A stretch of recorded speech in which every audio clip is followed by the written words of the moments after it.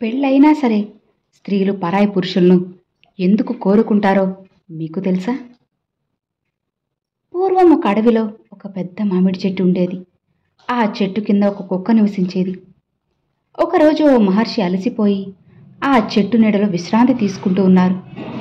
అప్పుడు ఆ కుక్క ఆ మహర్షిని చూసి ఇలా అంది: ఓ మహారాజా, మీరు గొప్ప జ్ఞాని కదా, అన్నీ తెలిసినవారు. నాకు ఒక్క విషయం చెప్పండి. ఈ జన్మ పూర్తయ్యాక నేను స్వర్గానికి వెళ్ళాలంటే ఏం చేయాలి అని అడిగింది. ఇక ఆ మహర్షి ఆ కుక్క మాట విని ఇలా అంటారు: నీవు స్వర్గం పొందాలనుకుంటే 2 ప్రశ్నల జవాబులు తెలుసుకోవాలి. వాటిని తెలుసుకున్నప్పుడు నీ సందేహం తీరుతుంది. సరే అని కుక్క ఆ 2 ప్రశ్నలు ఏంటి మహారాజా అని అడిగింది. అప్పుడు మహర్షి ఇలా అంటారు: మొదటిది, భగవంతుడికి ఎలా నైవేద్యం సమర్పించాలి, ఎలా సమర్పిస్తే ఎంతటి పేదవాడైనా దరిద్రుడైనా ధనవంతుడిలా రాజులా మారుతాడు. ఇక రెండవది, ఒక స్త్రీ పరాయి పురుషుడిని ఎందుకు ఇష్టపడుతుంది, తను కావాలని ఎందుకు కోరుకుంటుంది. అలానే ఒక పురుషుడు పరాయి స్త్రీని చూసి ఎందుకు ఆకర్షితుడవుతాడు. ఈ ప్రశ్నలకు నువ్వు ఖచ్చితంగా సమాధానం తెలుసుకోవాలి అని చెప్పి మహర్షి అక్కడి నుంచి వెళ్ళిపోయారు. ఇక జవాబుల కోసం కుక్క తన అన్వేషణ ప్రారంభించింది. కుక్క ఈ 2 ప్రశ్నలకు సమాధానం కనుక్కోవాలని నిర్ణయించుకుంది. చాలామందిని అడిగినా జవాబు దొరకలేదు. చివరికి అది ఒక ముసలి గ్రద్దను కలుసుకుంది. ఇక ఆ గ్రద్ద కుక్కతో ఇలా చెప్పింది: నీవు శివుడి దగ్గరికి వెళ్ళు, ఆ భగవంతుడే నీ సమస్యకు పరిష్కారం ఇస్తారు. ఇక అప్పటికే శివుడు పార్వతీదేవితో కలిసి అరణ్యంలో విహరిస్తూ ఉండేవారు. ఇక కుక్క వెంటనే శివుడి దగ్గరకు వెళ్ళింది. కుక్క తన సమస్యను శివుడికి వివరించింది. ఇక శివుడు పార్వతితో కలిసి ఒక రాతిపై కూర్చొని కుక్కను ఉద్దేశించి ఇలా అన్నాడు: నేను నీకు ఒక చిన్న కథ చెబుతాను, దాన్ని వింటే నీ ప్రశ్నలకు సమాధానం దొరుకుతుంది. ఒక ఊరిలో విష్ణుమూర్తికి చిన్న ఆలయం ఉండేది. ఇక ఆ ఆలయంలో ఓ వృద్ధ పూజారి ఉండేవారు. ఒకరోజు ఒక పేద తల్లి తన చిన్న బిడ్డను ఆలయం ముందు వదిలేసి వెళ్ళిపోయింది. ఇక పూజారి ఆ బిడ్డను చూసి ఇది భగవంతుని సంకల్పం అని భావించి ఆ బిడ్డను పెంచాడు. ఇక అతడికి చందన్ అనే పేరు పెట్టాడు. పూజా విధానాలు అన్నీ నేర్పారు. ఎవరైనా నైవేద్యం సమర్పించినప్పుడు మాత్రమే పూజారి మరియు చందన్ తినేవాళ్ళు. కొన్ని రోజుల తర్వాత భారీ వర్షాలు వచ్చాయి. ఆలయానికి భక్తులెవరూ రాలేదు. ఇక నైవేద్యానికి తగినంత ధాన్యం లేకపోయింది. ధాన్యం లేకపోవడంతో నీళ్లు తాగి కడుపు నింపుకునేవాళ్ళు. వీళ్ల పరిస్థితిని చూసి విష్ణుమూర్తి ఒక సాధారణ వ్యక్తి రూపంలో వర్షంలో తడుస్తూ ఆలయం వద్దకు వచ్చాడు. నా యజమాని సేటు ఈ ధాన్యం పంపారు, దయచేసి నైవేద్యం చేసి భగవంతునికి సమర్పించండి అని అంటారు. ఇక పూజారి ఆకలికి తట్టుకోలేక త్వరగా నైవేద్యం చేయని చందన్ని తిట్టాడు. ఇక ఆకలి పూజారిలో ఉన్న భక్తిని తగ్గించింది. కానీ చందన్ అలా లేదు. భక్తి శ్రద్ధలతో నైవేద్యాన్ని సమర్పించారు. ఆ తర్వాత విష్ణుమూర్తి నైవేద్యాన్ని తిని ఆనందించారు. ఈ సంఘటన 10 వారాల పాటు కొనసాగింది. చివరికి చందన్, మీ సేటెవరు, ఆయన ఆలయానికి ఎందుకు రాలేదు అని ప్రశ్నించాడు. అప్పుడు విష్ణుమూర్తి, సేట్ రాలేరు, ఇలానే సాగనివ్వండి అని సమాధానమిచ్చారు. కానీ చందన్ అభ్యర్థించాడు, మీ యజమాన్ని చూడగలిగితే మా ఆకలి తీర్చినందుకు నేను సంతృప్తి చెందుతాను అని అంటారు. ఇక విష్ణుమూర్తి మోసం చేయలేక, తన నిజస్వరూపాన్ని దాచలేక ఒక రాజుగా లక్ష్మీదేవిని రాణిగా మార్చుకుని ఆలయానికి వచ్చారు. వారి అందాన్ని చూసిన దేవతలు కూడా ఆశ్చర్యపోయారు. చందన్ అత్యంత భక్తితో ప్రసాదాన్ని చేసి రాజు అంటే విష్ణుమూర్తి, అలానే రాణి అంటే లక్ష్మీదేవికి నైవేద్యం ఇచ్చారు. అప్పుడు చందన్ వారి కాళ్లకు దండం పెట్టి ఇలా అంటారు: మీరు ఎవరో నాకు తెలియదు, కానీ మీకు నా కృతజ్ఞతలు. మిమ్మల్ని చూస్తుంటే దేవతల్ని చూస్తున్నట్లు ఉంది అంటారు.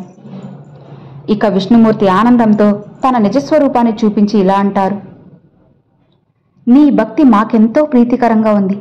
మాకు నైవేద్యం సమర్పించకుండా నువ్వు ఒక్కరోజు కూడా కడుపు నింపుకోలేదు. నీ జీవితం ధన్యమైంది అంటారు. ఇక ఆ తర్వాత చందన్ జీవితమే మారిపోయింది, ధనవంతుడయ్యాడు. అప్పుడు కుక్క శివుడితో, నాకు అర్థమైంది, మరి రెండో ప్రశ్నకు సమాధానం ఏంటి అని అడిగాడు. అప్పుడు శివుడు చిరునవ్వుతో ఇలా అంటారు. పురాతన కాలంలో ఒక గ్రామంలో కృష్ణయ్య అనే రైతు తన భార్య లక్ష్మితో కలిసి చిన్న గుడిసెలో ఉండేవారు. అతను ఎంతో కష్టపడి పొలం పనులు చేసేవాడు. కానీ అతనికి ఒక చెడు అలవాటు. అతను ఆలయానికి వచ్చే అందమైన మహిళలను చూసి ఆకర్షితుడయ్యేవాడు. అలానే అతని భార్య లక్ష్మికి కూడా ఆలయానికి వచ్చే ధనిక పురుషులపై మోహం ఉండేది. ఒకరోజు ఒక దొంగ ఆ గ్రామం నుంచి వెళ్తుండగా అతన్ని చూసిన లక్ష్మి ఆకర్షితురాలైంది. అతని ధైర్యం, ఆత్మవిశ్వాసం మరియు గంభీరమైన రూపం చూసి ఆమె అతన్ని మోహించింది. ఆ దొంగ గమ్యం తెలియక గ్రామంలో తిరుగుతున్నప్పటికీ అతనిలో ఒక ఆకర్షణ ఉండేది. రాత్రివేళ లక్ష్మి తన ఇంటి వాకిలి వద్ద నిలబడి ఆ దొంగను గమనిస్తూ ఉండేది. కొన్నాళ్లకు ఆమె అతనితో మాట్లాడడానికి అవకాశం వచ్చింది. నువ్విక్కడ ఎందుకు తిరుగుతున్నావని అడిగింది. ఇక దొంగ నవ్వుతూ, నేను ధనికుల వద్ద ఉన్న సంపదను దొంగలిస్తాను, నా వద్ద ఇప్పటికే చాలా డబ్బు ఉంది అని చెప్పారు.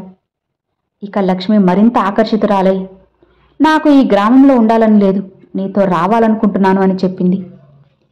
ఇక దొంగ ఆమెను చూసి, అలా అయితే నువ్వు నీ దగ్గర ఉన్న డబ్బును, విలువైన ఆభరణాలను తీసుకురా, ఇద్దరం కలిసి కొత్త జీవితం మొదలు పెడదామంటారు. ఇక లక్ష్మి ఆనందంతో ఇంటిలో ఉన్న డబ్బు, బంగారం మరియు విలువైన వస్తువులను తీసుకుని దొంగతో కలిసి పారిపోయింది. ఇక ఆ సమయంలోనే రైతు గ్రామం పక్కనే ఉన్న ఊరికి వెళ్ళాడు. అక్కడ ఒక అందమైన యువతిని చూసి మోహించాడు. ఆమె రూపం, వేషధారణ, నడవడిక అతన్ని ఆకట్టుకున్నాయి. ఆమెతో మాట్లాడే అవకాశం కోసం ఆ రైతు కాస్త సమయం కేటాయించాడు. చివరికి ఆమెకు దగ్గరయ్యి, నేను నీపై మోహించాను, నా జీవితాన్ని నీతో గడపాలనుకుంటున్నాను అంటారు. ఇక ఆమె కాస్త ఆలోచించి, అలా అయితే నీ దగ్గర ఉన్న విలువైన వస్తువులను తీసుకురా, మనం కలిసి జీవితం ప్రారంభిద్దామంటుంది.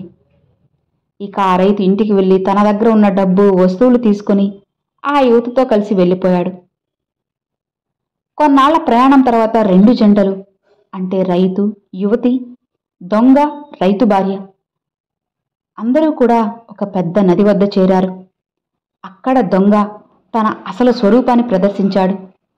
అతను పూర్తిగా లక్ష్మిని మోసం చేయాలని ముందుగానే నిర్ణయించుకున్నారు. ఇప్పటి నుంచి మన ప్రయాణం విడిపోవాలి అని చెప్పి అకస్మాత్తుగా లక్ష్మిని నదిలో తోసేశాడు. ఇలానే రైతును కూడా ఆ యువతి మోసం చేసింది. నీతో ప్రయాణం నాకు అవసరం లేదు అని చెప్పి అతన్ని నదిలో తోసేసింది. ఇద్దరూ మునిగి మరణించగా దీనిపై శివుడు ఇలా అంటారు. నైతికత లేని వారికి శాంతి లభించదు. ధర్మాన్ని విస్మరించి కామ, క్రోధ, లోభాలకు లొంగినవారు చివరికి నాశనమవుతారు. ఈ కథ ద్వారా మనం తెలుసుకోవాల్సింది ఏంటి అంటే, విశ్వాసం, నిజాయితీ. దొంగలతో అలానే మోసగాళ్లతో ప్రయాణం చేస్తే చివరికి మోసపోవడం ఖాయం. నైతిక విలువలు ఎంతో ముఖ్యమైనవి. లోభం, కామం మరియు అక్రమ కోరికలు మన జీవితాన్ని నాశనం చేస్తాయి. అలానే ధర్మం పాటించాలి. నైతికంగా మరియు నిస్వార్థంగా బ్రతికే వారికి మాత్రమే శాంతి లభిస్తుంది అని తెలుసుకో. అర్థమైంది కదా? Thanks for watching friends.